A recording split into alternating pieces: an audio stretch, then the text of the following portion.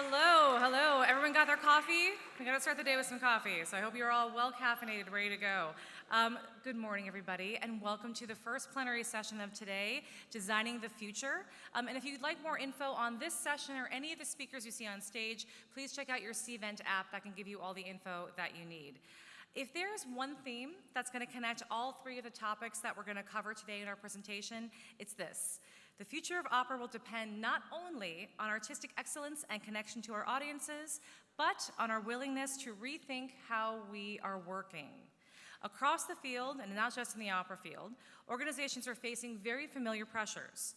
Costs are rising, donors are shifting their priorities, we're experiencing changing audience patterns, and teams are stretched a little bit too thin. If these are not your issues, you might be at the wrong conference. At the same time, there are new tools and new ways of collaborating that are creating opportunities for us to work smarter, build more capacity, and strengthen our resilience. Today's session is going to explore 3 practical ways for doing just that. Today we're going to start with Kira Troilo, who will challenge us to think about AI not as a technology problem or as an unfamiliar concept, but as a leadership and communication opportunity, one that can help teams surface issues earlier and make better decisions. As you listen to Kira today, I encourage you to think about the following 2 questions for your organization. What conversations might be happening beneath the surface that, if surfaced earlier, could prevent misunderstandings and missed opportunities? And 2, what problem are you truly trying to solve for? And how might technology help you address that more effectively? Rather than simply asking how we can do more with less, today invites us to consider how we can work in ways that better support our people, strengthen our organizations, and create sustainable conditions for more art to thrive in our communities. Please welcome Kira.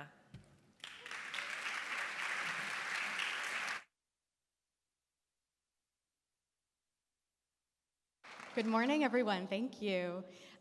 You may see, actually, you see me now. Can we go back to the QR code first? Thank you. So actually, before I introduce myself and get going, I would love for everyone to pull out a device. Afterward, you can put it promptly away. But please go ahead and scan the code. I'd love for you to take 2 minutes to check in with yourself. This is an app that I built that I'll be talking a bit more about, but I thought it would be best if you experience it for yourself first. And then I can talk a bit about what it is. So I'm going to give you 2 minutes, maybe 90 seconds, looking at my time. Take your time, go through it, answer the questions, and then I will speak. So go ahead.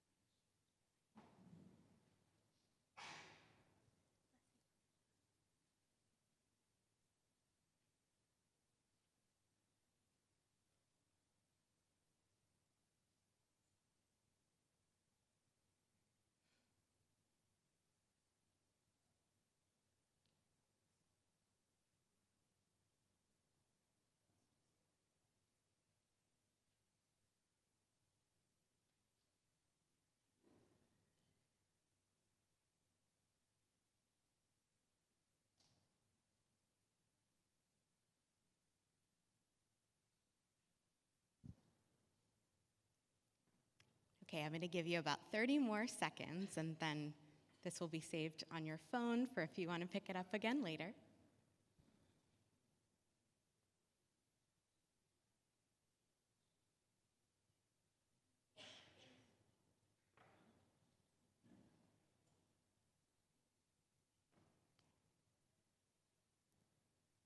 Okay, everyone at least has scanned the QR code?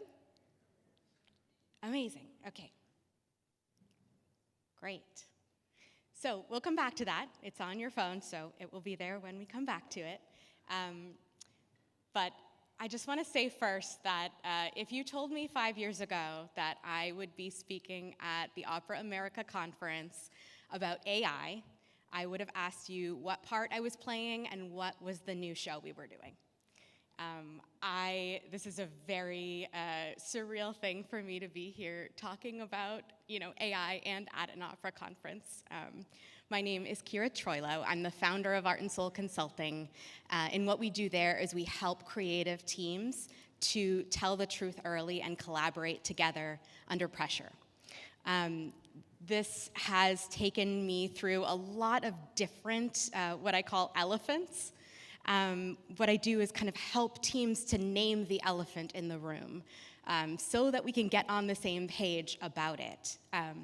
We can build the skills and the language and the tools so that we can communicate and know what sandbox that we are all building within, right? Whether we're doing Macbeth, shout out to Boston Lyric Opera friends who I've done this for, and we have to rip the Band-Aid off and say, what is it going to cost these folks to tell this story?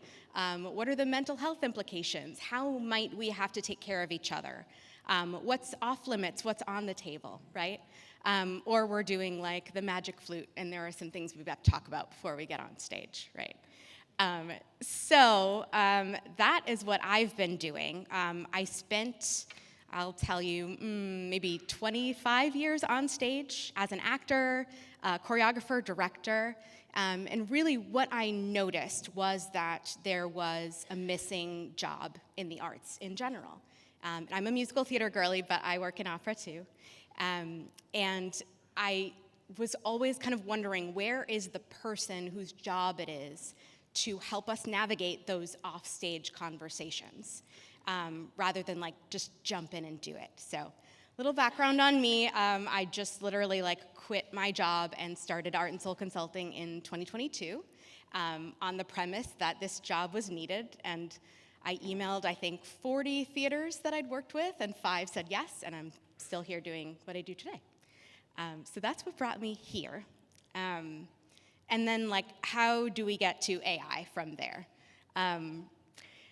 For me, AI is the newest elephant in the room, right? There's a lot of elephants in the room when it comes to opera and the arts.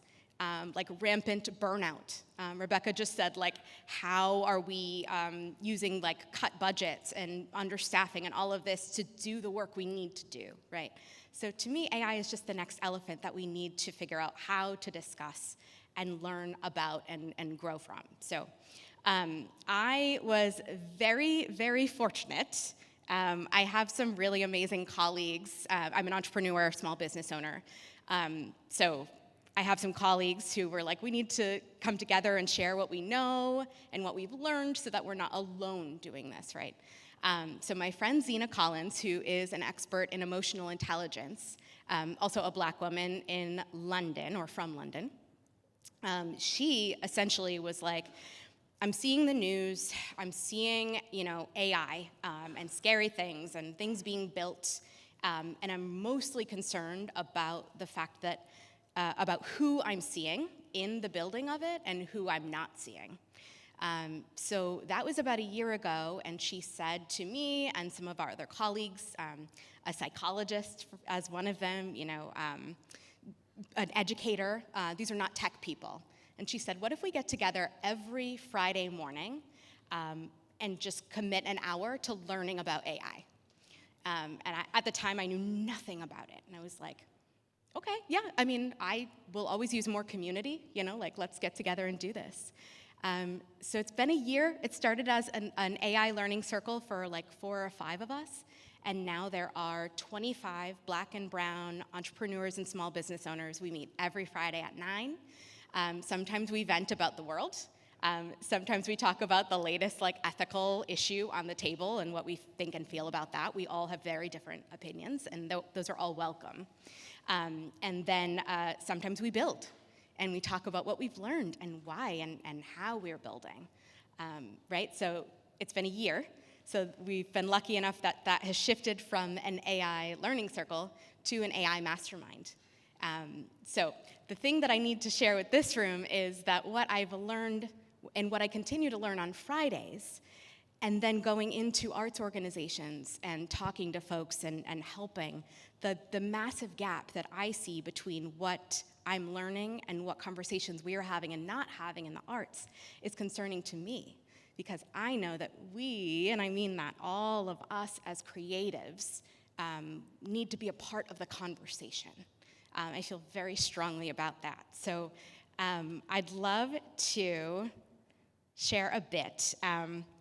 I want to be honest in that, like, it wasn't like I learned AI and everything was amazing and fun and awesome. Like, no.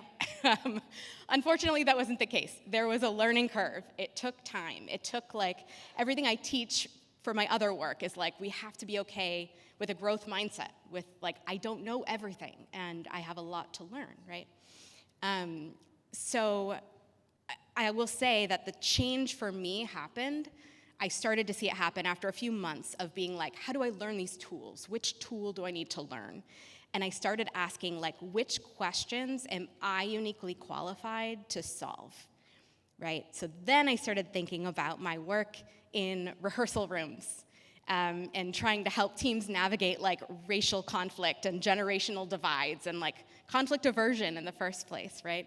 And I was working in rooms, like, raise your hand if this sounds familiar, where they're like, I'm sorry, we don't have 10 to 15 minutes for feelings. Like, we just don't have the time. No time, no budget, no that, yeah, thank you. If you're not raising your hand, you're lying, I think. So I said, I'm a very stubborn, creative person, and I said, okay, like, if we can't give 10 minutes, we can't give 30 minutes, let me see if I can do it in 3. Which brings me to the app that you all just experienced. This is my answer to how do I bring the support that I give to teams to rooms that I'm not in at scale, right? And for me, what I've learned is most people, we might all know that we're burnt out. We might all know that we're not feeling psychologically safe, for example, in any room. But we might not have the tool to help us. Or the script, or, like, the words of what we can say to our leader, or what we can say to a colleague to effectively communicate rather than, like, suffer in silence and resentment, right? So what you have, if you go through that whole app, it's 2 to 3 minutes. What you'll get is a compass card. So I just want to name very briefly what that card gives you. Okay, and then I'll talk a little bit about why and how. So the first thing it does is it gives you a mirror. So it's like, this is what I'm seeing, right? It gives you an aim. So if you say, I need a reset, I need to initiate a boundary, I need to advocate for myself, it will give you a tool from the Art and Soul Consulting toolbox that will help you in that moment, right? It can give you your boundary rule. It will give you something that you can do in the next 24 hours to help yourself, right? And it will tell you something to watch out for. For example, like, for me, if I say, I'm over-functioning, which is common in the arts, and I am, I like excellence. It might say, watch out, like, you are probably heading for burnout if you are constantly, pushing, and you have nothing left in the tank, right? And then the thing I've heard while I've been beta testing this is just, like, the script, having the words, literally, we are people, we love a script, we love a score, right? So we can say, I'm really excited about this project, my capacity is really drained because the last one took a lot out of me. Can we talk about some ways to integrate? You see what I mean? So, like, the things that I coach people in, I can put that into Compass, and then it's not generic AI advice or slop. For those of you who go into, like, ChatGPT or Claude and are asking questions, like, it's not that. It's I was able to put my 5 years of hard-won, advice, guidance, support, all the tools that I have in here, right? So that's what people are getting out when you're doing this app. And that's what I say when people tell me we don't have 30 minutes. I say, great, you have 3 minutes and I have a QR code. Let's do that. So how I built it very quickly. Hard to have 20 minutes to talk about AI, but I just want to give you some at least actionable things here. For beginners, I love to say, use AI to teach you AI. So Claude, if you're not familiar with what Claude is, It's like a chat bot, like a chat GPT, or something that you're going to type and ask questions. I recommend Claude for many reasons. Talk to me after, happy to share why. But I used my context and what I had built in my consulting firm and said, I imagine this tool that's really easy for folks to use that does X, Y, and Z. Then I could bring that to Lovable, which is a really great no-code way to build apps, tools, products. You don't need to know any code. You can literally talk to it, right? And then it will create what you need. And then thirdly, I used Airtable, which is a way to collect data. But the best and most important thing to me is I deal in trust. So it's really important to me that I go into rooms and I gain artist trust. So I wanted Compass to not collect emails, to not store any data. I just wanted it to kind of aggregate patterns. So folks, there are some people who tested this out with me at a recent rehearsal. We can see, oh wow, 80% of this room is coming in drained. I would hope that would affect how you approach that room, right? And then you can see how powerful that is to have that information day one, and then to look at a trend, maybe mid-rehearsal, did it get better? Did it get worse? So that's how we capture the back end, is that we see the trends. We don't collect emails or store data. So I built it so I can determine how I keep people safe as well as they use the app.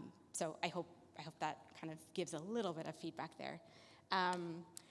So much I want to say, but this is what I would say. I'm not here to teach you AI, although I can. Again, find me. I'm happy to talk with folks later and share. But here's what I would do if you're I'm interested, I'm hesitant, but I'm interested. Use the card that I gave you. You have that. You can click to save it on your phone or email it to yourself. It won't store, so if you do X out of it, it's gone, and that's on purpose. So use that. You're going to answer what's important to you. What are your values? What are your boundaries? What's your bandwidth? Can you free some of that bandwidth up, right? Number 2, if you could clear one obstacle out of your way of creating, what would it be? Answer that question, and that's probably going to lead you to what you should start trying out AI with. And then number 3, for individuals, really, it's just practicing. I've taken a few courses, but really, things change so fast. So if you have some friends, I'm really just on Zoom or grabbing coffee and just hey, let's spend 30 minutes just kind of talking about this. I really feel if we don't understand what's happening, we can't have an informed opinion. And I'd rather us understand and decide, I'm not using it for this, but I'm going to for this, or I'm not using it from an informed place. So, and then for my leaders in the room, make space for it. If you can carve, I know there's no time, but if you can carve, 30 minutes a week of we're just gonna practice and then report back about what we're learning and what we found. What are we scared about? What are we nervous about, right? Make that time in your meetings weekly and then just kind of build the muscle for it, right? You can create this space because it's one of those elephants in the room, whether you allow it or not, right? So I just want to say, in closing for now, I want to leave you with, it's never been more possible for us to build the solutions that we need to keep our field alive and safe and thriving. AI is being built whether we're in the room or not. I'm seeing it every week. And we need to be in the room. Our sector, our jobs, our creativity, we need to be at the forefront of understanding and building this future, not just using AI and not just avoiding it. I really think that we just need to be, creatives need to be dictating the future of our world. So we know how to rehearse. We are arts people. So I encourage you. You can scan the QR code if you want to learn more about me, about Compass. I also have a free audit there that will tell you kind of what's the cost of people not saying what they think. It's pretty stark. So And then Artelize, who's out there, my friend Powell is waving in the back. We've been having these conversations on webinars on LinkedIn, her from the angle of tools and systems, and me from the angle of the human soul. And it's called Soul and System. We have a free webinar on June 10th. So you can go to the Artelize table and learn more about that. But yeah, thank you so much for your time and for your energy with me.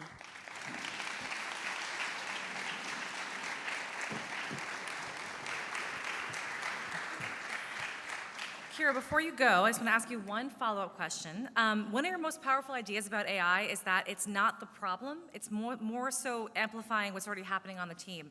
So what's your most common truth-telling issue that you see? So truth-telling meaning that how long it takes for important information to come to the surface. What are some of those big truth-telling issues you're seeing happening in the arts? Yeah. It's like we tell the truth at the bar afterward, is what I see, and then we move on. So that's the problem when I stopped being a performer and started being a consultant. I'm like, are we just gonna ignore the fire that happened, you know? So like a very simple framework I give to folks is act. So like, let's align on the context of the moment, let's co-create some agreements together, and then let's not forget to take notes. So it's like a cycle. Like, let's make sure that we're building the space where we can tell the truth in the room, because if not, we're just repeating the same patterns over and over, and nothing can get fixed. And I don't think there's enough alcohol in the world for holding all of the feedback that we have, right? Yeah, you, so just building it within. Love it. That's great. Yeah. Thank you. Thank you. Yeah.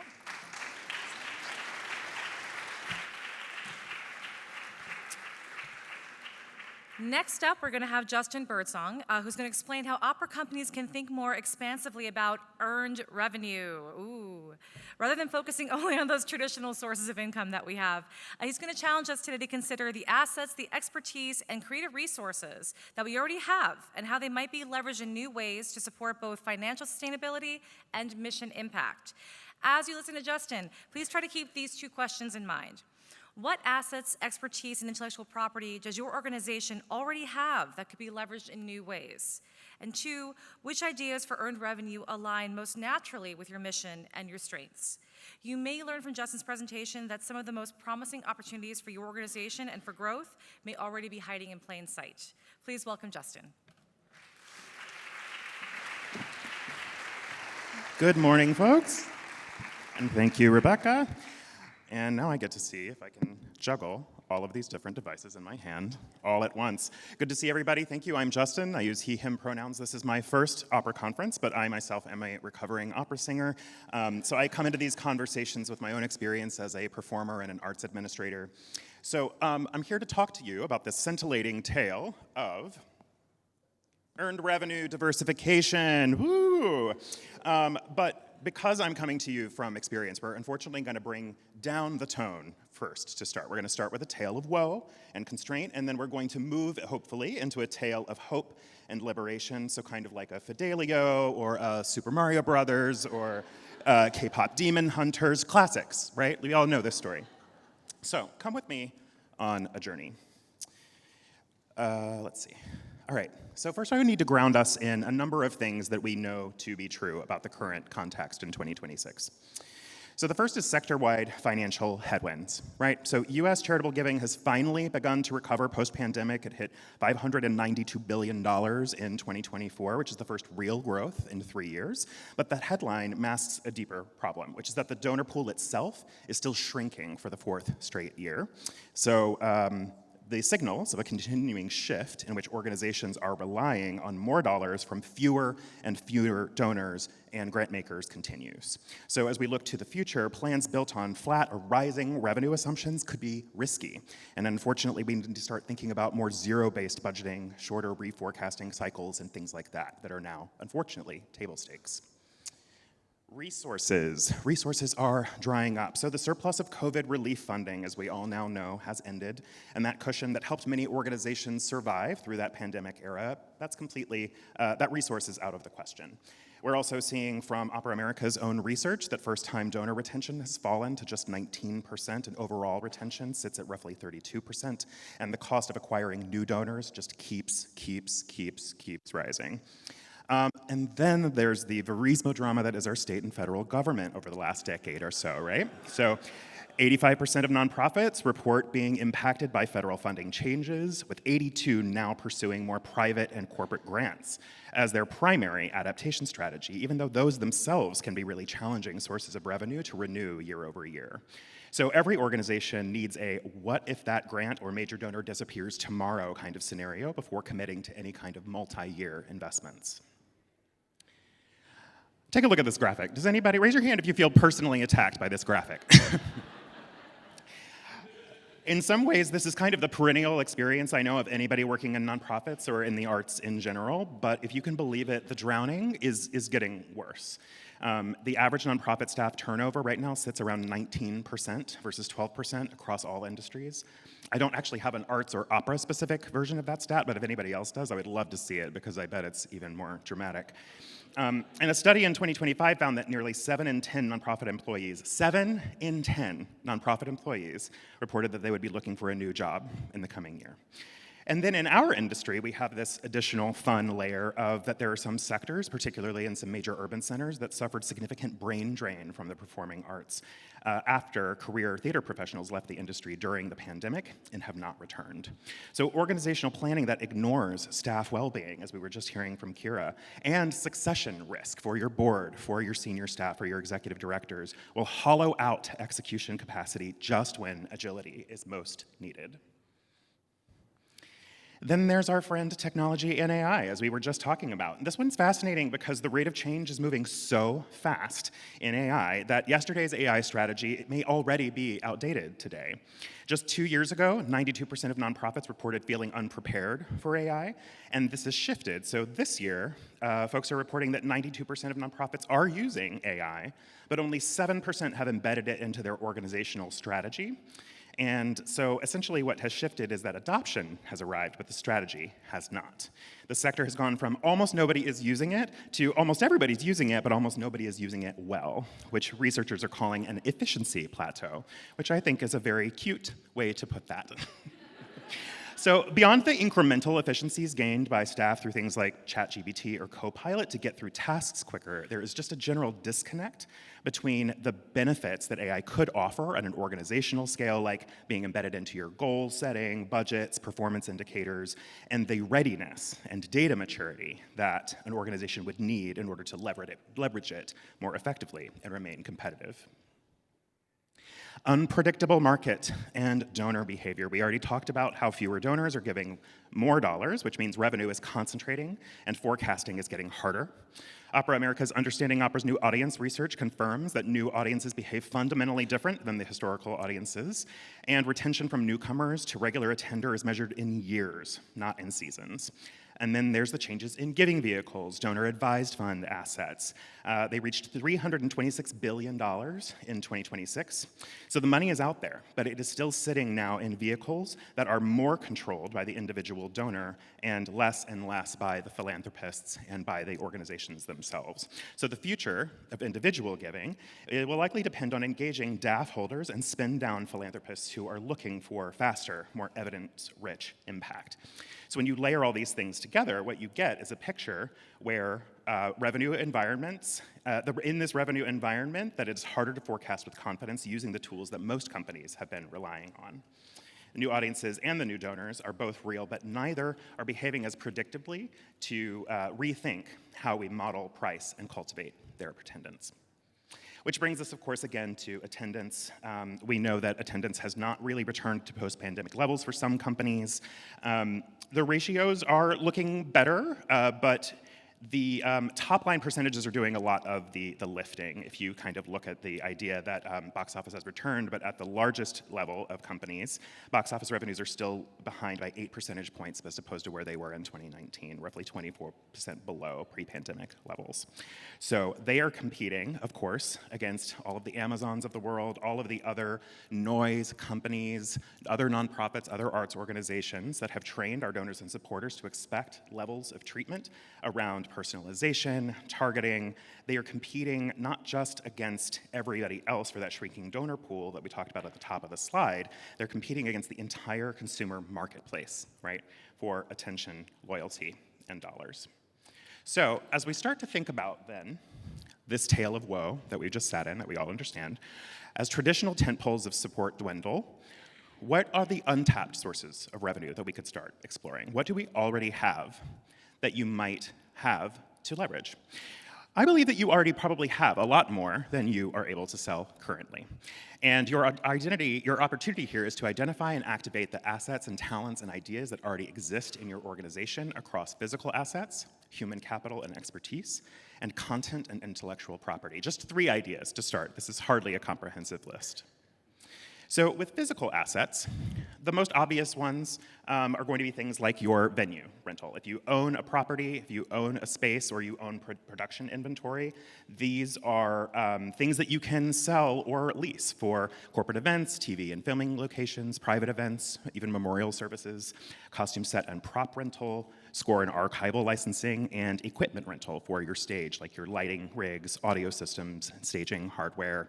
There could be many other types of things in your physical inventory that, if just leveraged, rented, marketed, in even a small way, even to your local community, universities, community centers, could create some earned revenue streams that can help to stabilize and diversify some of your revenue streams. Human capital and expertise. So this one is the most universally accessible. Even if you don't own a space or a venue of your own, you have staff, in theory, or volunteers, or experts, or people who are working with you. So think about the ways to leverage those individual talents for the folks that you're already paying to do work to support your organization. Think about things like corporate voice and presence coaching, which is something that consultants charge like $200+ an hour to work on that kind of thing, and that's the same thing an opera coach is doing. That's very highly translatable to a number of other contexts with types of customers and organizations and companies who would be willing to pay, in some cases, quite a pretty penny for such things. Private concerts and bespoke experiences, I know many organizations do this, but they're not necessarily formalizing them into a paid offering that someone could actually come to you to solicit from you. Educational programming as a fee service, not just donating and doing things pro bono for the community, but also making sure that in some cases where appropriate, you're being paid. Thinking about restructuring your young artist programs, either for revenue or college credit. That may involve like a partnership with a university, for example. And then, of course, production consulting services, if you do have those experts in lighting, sound, stage design, costuming, et cetera, anybody that can be sort of loaned out for a fee to another organization. All of these things can help you to think about ways you can shore up contributed revenue gaps. And then lastly, content and intellectual property. So this one is certainly a longer horizon, but it has the highest longer-term leverage if you have these assets and if you have the personnel and the resources to think through how, over time, you could take assets you already have, such as streaming or digital licensing of recordings, of productions that you're doing, if you have made any audio recordings, branded educational content about the opera, the stories of the operas themselves, any podcast or audio content that you might already be producing as a result of your marketing and awareness and branding efforts. All of those things are potentially audience building, right? So thinking about, are there any ways in which you could be using those as revenue generating streams if you're doing them already and you're just doing them sort of out of the goodness of your heart or out of educational sort of mission impact, right? Now might be a time to think about who you could get to pay for that kind of stuff, right? And then also, if you are cultivating digital audiences in particular, particularly if you have a podcast or regular radio segment or something like that, there is a huge amount of donor and supporter loyalty at your fingertips there.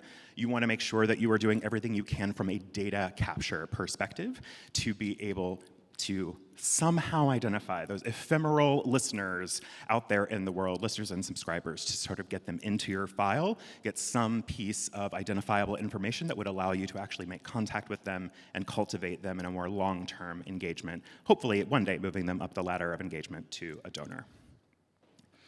So my recommendation to you at the end of the day is really just to spice it up. This could look very different for every single organization.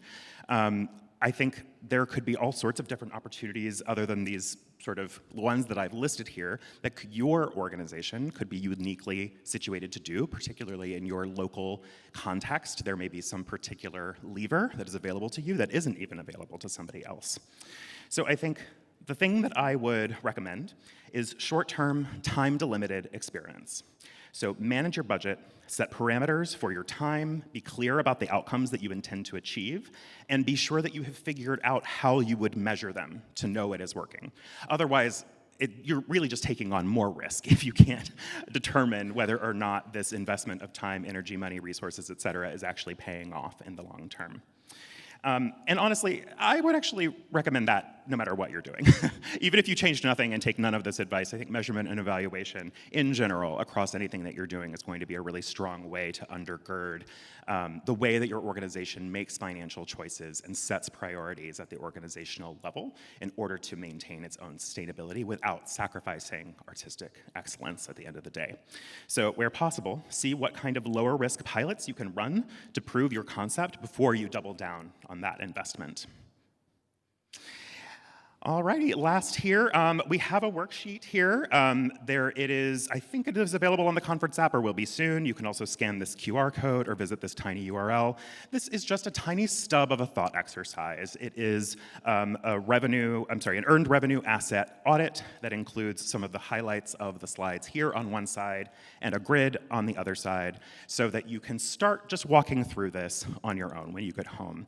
And it is essentially that soul-searching moment of, Justin, what do I have to offer the world, right? Like, what do I, as an opera company, have that might be an untapped resource and that we have the potential to leverage, not only because it is going to increase our revenues, but because if we do those things smartly, we are also deepening engagement, appreciation, and loyalty with the constituents, supporters, patrons, donors that we are building those relationships with, to the point where they love us so much, we become so indispensable to them that the reflection of that relationship in a financial gift becomes just a no-brainer and a part of the way that they honor your relationship. So thank you very much. That's what I have to say. I'm going to invite Rebecca back to the stage.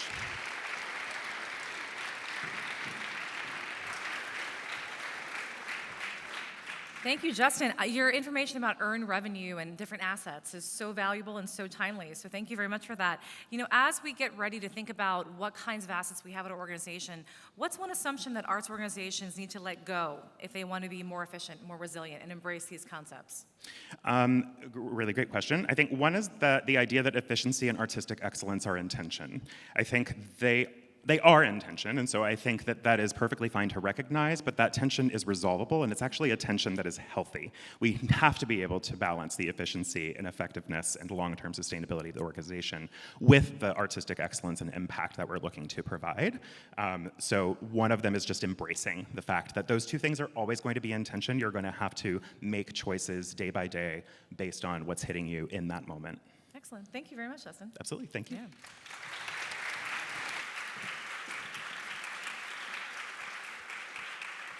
And our last little piece of today, we're going to bring Deborah Eberson-Kroll up to end our conversation by exploring how partnerships and shared services can help organizations build capacity and strengthen resilience. Drawing on examples from across the arts sector, she will highlight practical ways that organizations can reduce duplication, share resources, and work together to address challenges that are often difficult to tackle on your own. So as you listen to Deborah, please think about these two questions. What functions or challenges in your organization might be strengthened through partnerships or shared services? And two, where could collaboration help your organization build capacity while reducing duplication and risk? Deborah's presentation today is going to explore the reality that some of our biggest challenges may be more manageable when we stop trying to do them on our own and we bring in others to the conversation. Please welcome Deborah.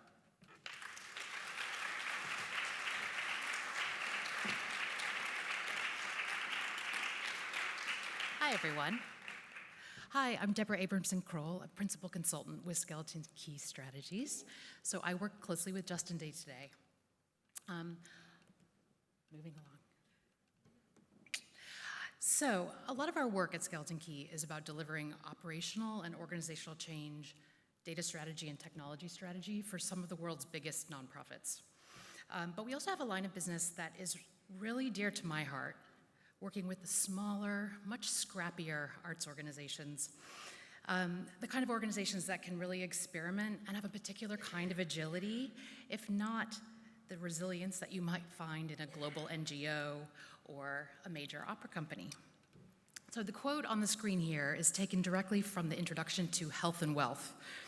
This is a project that Justin and I developed with the executive directors of Art New York, which is the art services organization for the off-Broadway ecosystem in New York. This was published last year. And this was based on research that we collaborated on, looking at the organizational health of New York City theater companies before and after COVID. And it was also so much more than that. It really became a call to arms to transform the field of theater making on the operational side, asking for bold new approaches to thinking about governance, fundraising, and planning for the future. So it feels really fitting to me to think about this quote in the context of a conversation about designing the future. More recently, we've moved on to a feasibility study with the Mendelssohn Chorus of Philadelphia, which has been funded by the Pew Center for Arts and Heritage. And we've been exploring how shared services might provide a route towards organizational resilience for the regional choral community. And I should say, this is a very small cohort of organizations. There are, I think, 50 choral organizations within the Philadelphia region. There are a very small handful that have full-time paid staff, a lot of fully volunteer-led organizations, some with 1 or 2 paid contractors, but really in the smallest kind of bucket of arts organizations overall. So Justin already talked a lot about the data here, but I will pause on a few points without getting too much into the weeds on the situation. But looking at SMU Data Arts, the National Center for Arts Research's data, we know that staff counts are at their lowest point in 6 years. Contributed revenue has fallen and earned revenue has fallen, and that those deductions have outpaced expense reductions. We also know that paid attendance overall across the arts is up 13%, and free attendance is up 22%. And as well, turning to the Opera America annual field report, we know that orgs are facing challenges balancing their budgets. So what we have is a situation where demand is growing, starting to recover, and sometimes in some parts of the sector exceed pre-pandemic levels, and organizational capacity is shrinking. And that gap, not to mention the headwinds, to put it lightly, of 2025 and 2026, are why this question, I think, is just on everyone's mind.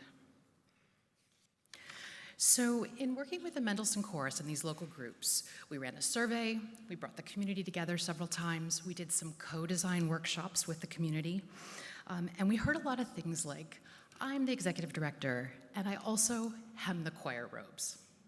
Or, we know we should do more outreach to potential donors, but we're really overwhelmed with day-to-day work in running a choir. We just don't have the capacity. And this got us thinking about Maslow's hierarchy of needs. You may be familiar with this. It's the idea that there's a pyramid, and the most basic human needs are at the bottom of this pyramid. So that's food, shelter. Above that in the pyramid is safety, a stable environment. And then sitting above that, you have love and belonging, and then self-actualization right at the top. And the idea is that you're not going to get higher up on the pyramid if you haven't cared for those lower basic needs. And so we created this hierarchy of administrative needs in the arts. And you can see here in the basic subsistence lower part of the pyramid, you've got the sort of essentials for productions. If there's a production going up on stage, there's nothing that's going to be more important than that. Above that, administrative essentials, so paying people, basic compliance. And then above that line, you've got the resilience and growth needs around marketing and fundraising, and thinking ultimately about that deep strategic work. Do we have a strategic plan? Have we followed the strategic plan, et cetera? And so, what we find, especially at the smallest organizational level, is that leaders are really stuck at the bottom of this pyramid, not for lack of ambition, not for the discipline around it, but for the lack of bandwidth. And we also see this even when you get into really large nonprofits of all different kinds as well. And I know that in this room, we do have a really, broad range of organizations. But again, I think a lot of these challenges are, nearly universal. So what I'm going to do now is walk you through a typology that I created in doing the background research into what kind of mechanisms and models nonprofits and even other kinds of community groups have at hand or have tried in order to create the kind of capacity and collective power and distribute risk across groups. I really love a typology. So I won't talk you through all of these. Some of these I'm sure are so familiar to you. No doubt you're using consultants, and outsourcing is like a really powerful vehicle for building that capacity and focusing on your core mission. In the handout of the slides, I've got a table at the back that explains each of these and has an example of each one as well. But I did want to focus on a couple things. The first is shared services, and this is as distinct from outsourcing services. Maybe folks from Pittsburgh are in the room. In my reading, Pittsburgh always comes up as like a real kind of nexus of shared service experimentation. And so I think the folks from Pittsburgh will probably have a lot to say if you're interested in understanding this model. There's another organization that really falls into two of these buckets that we've been speaking to in our work, which is called Arts Pool, which is an organization based in New York that actually provides shared services, but under a formal cooperative arrangement. So 30 to 40 arts, sort of performing arts nonprofits coming together as members with the full voting control who are paying into this collective, and then the dividends of that, should they exist, I say that, would be returned to the members to use in whatever way is going to build their capacity, which I think is really interesting, and it's one of the most long-standing experiments in this model that we've seen. They've been around for about 15 years now. And then lastly, I wanted to mention an organization called SMART, S-M-A-R-T, which started out in Belgium, has expanded across Europe, and is a cooperative for, originally it was freelance artists, and has expanded out to freelance workers of all kinds. 90,000 members, I triple-checked that, across 7 countries in Europe, and it's just this incredibly ambitious and successful vision of what a cooperative can be for workers. And so it provides a number of services around benefits and processing contracts and things like that, including, and if you've ever been a freelance worker, you will get the significance of this. You run your contracts through their system, and you get paid 4 days later, regardless of whether the person that you contracted with has yet paid your invoice. So you get this kind of stable through line of income, which I think is just incredible, as well as they have programming around creating a sense of community and learning together. And I should mention, if you're interested in this, there's an organization called Gilded, G-U-I-L-D-E-D, that's running an experiment in trying to replicate this model in the US.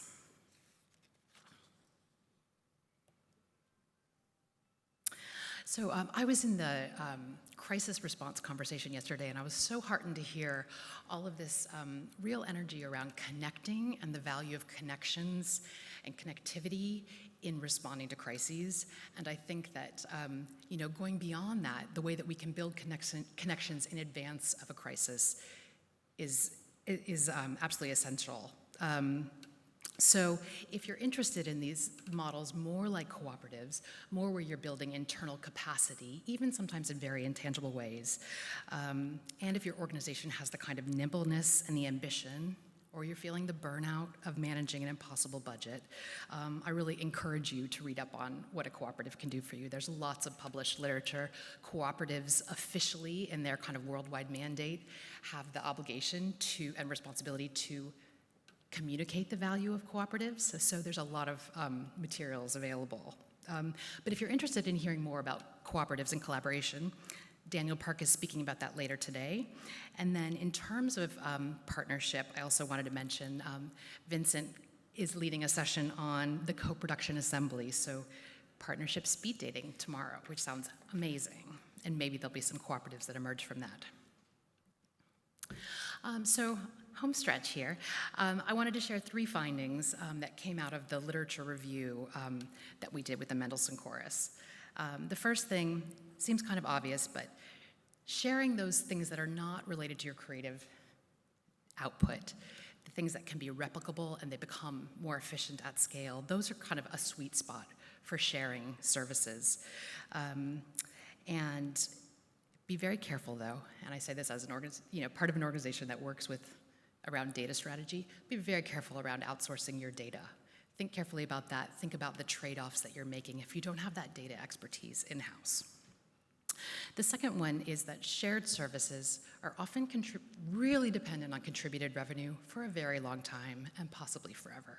Even if you look at the fiscal sponsorship model, where there's an organization providing shared services under an umbrella, which is a very common model, most of those organizations still rely on contributed revenue. So just be realistic, going in with your eyes wide open about the kind of engine that's going to be required to make that happen. That's not to say there aren't other really significant benefits, but it's about being realistic in what's going to happen. And then thirdly, and I heard this from academics who study co-ops and what makes them successful, let your strategy be emergent. Think about the smallest possible step that you can take. Take that, build a collective over time. Don't try to over-engineer with a big vision. It's really about agility and small experiments and figuring out what works and build from there.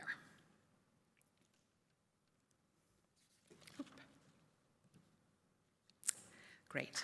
So, I'm not quite done. So I have a couple of provocations to leave you with here. The first is just an observation. So I'm actually not from the world of opera. I come from the world of dance. But to my eyes, opera companies, it seems like you're already sharing the things that should be hardest to share. The things like creative assets, sharing artists, conductors, production assets across organizations and across geographies. That to me feels really brave and difficult, and you're already doing it.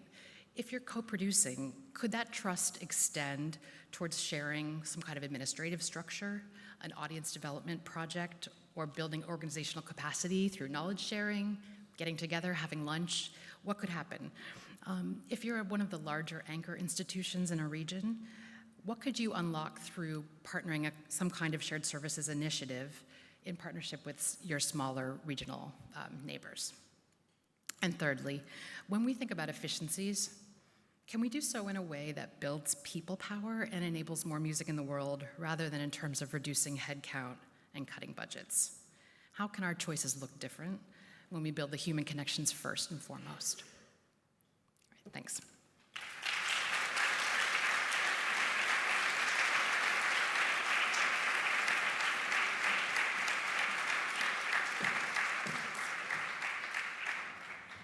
Okay, Deborah, before you go, I want to ask one question. For those of us in the room who are interested in these cooperative approaches, what's one manageable first step that you can take to get on this pathway? And what could possibly derail it or delay it from happening?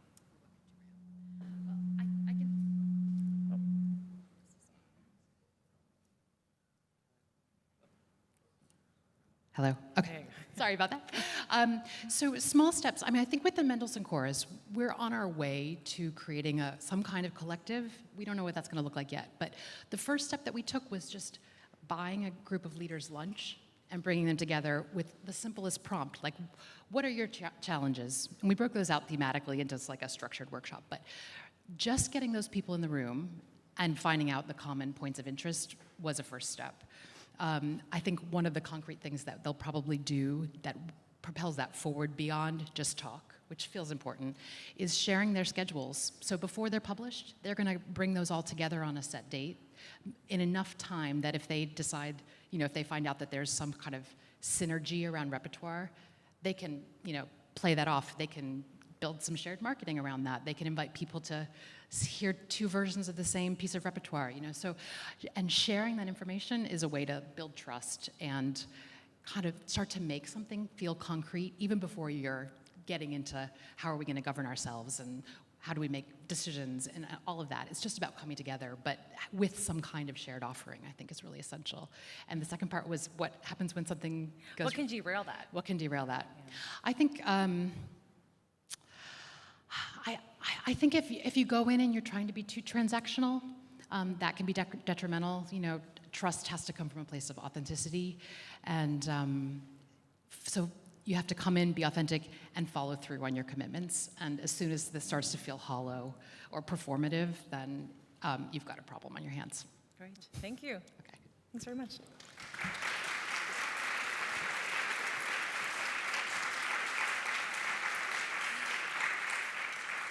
So That is it. Thank you all so much for being here. I encourage you to find time to chat with our wonderful speakers after today's session. You can go right up to them and talk to them. They're very lovely. They're very nice to talk to. Or you can actually meet up with both Deborah and Justin at the Insights Bar today at 11:45. Or you can meet with Kira at the Insights Bar today at 3 p.m. And if you want to talk to me, I'll be at the Insight Bar tomorrow at 11:45. It'll be a great time. But whether through AI or earned revenue or Strat partnerships, today's presentation is reminding us that many solutions are there, and we may already have them within reach. What unlocks those possibilities, though, is curiosity and the willingness to ask those new questions, challenge your assumptions, and experiment with new approaches. As you return to your organizations after this conference is done, I hope that you leave with at least one idea from today that's worth testing, and a renewed sense of what is possible when we approach our work with curiosity, creativity, and openness. Please enjoy the rest of the conference.